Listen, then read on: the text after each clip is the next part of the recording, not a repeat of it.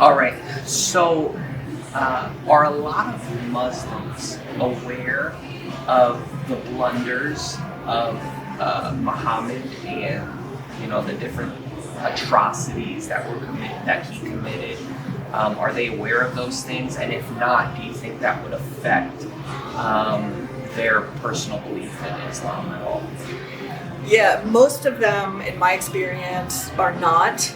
I think it depends on where they are and how much they've studied the Quran and the Hadith.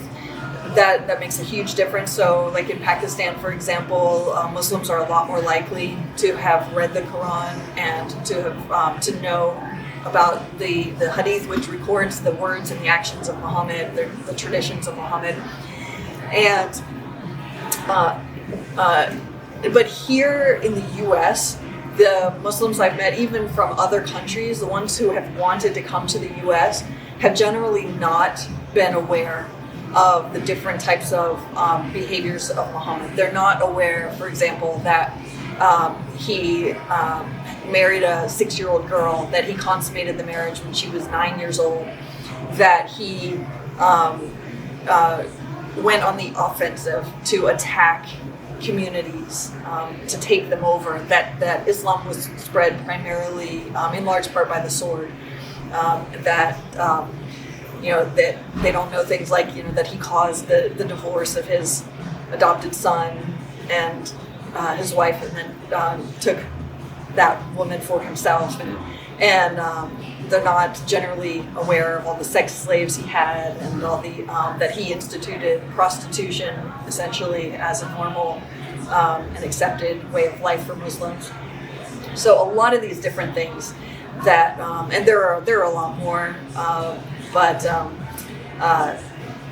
in my experience, most Muslims don't know these things, and when I share them with them, they will tell me, I haven't heard that anywhere, and I'm a Muslim, and I've been talking to other Americans too, and other Christians, and they never raise these things. So I think this is just your misunderstanding. This is your interpretation, and I really think that is a problem. I think that is that Christians need to be aware of what kind of person Muhammad was, and they need to not be afraid to share this at the right time and place, of course, with their Muslim friends, to bring it up, and not in an attacking way, but just, so how do you, I asked some friends of mine, so,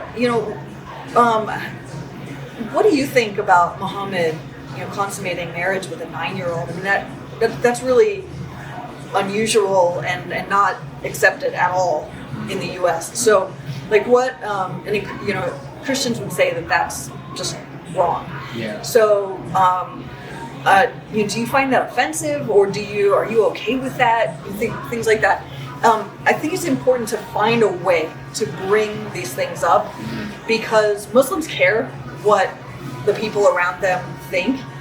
Most Muslims get their beliefs from their community more than from the Quran and the Hadith. There are many reasons for that I talk about in my Islam online course.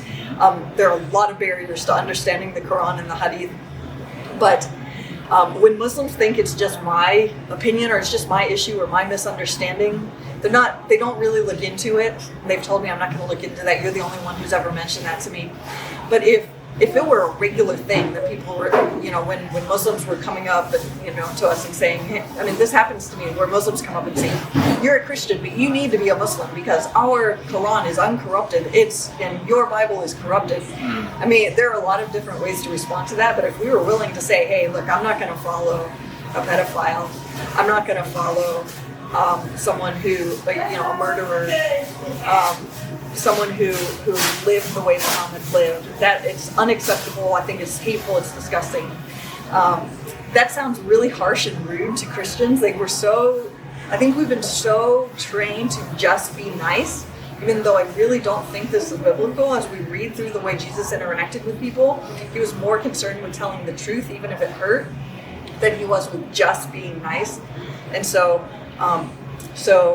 this is something I really do think Christians need to be aware of.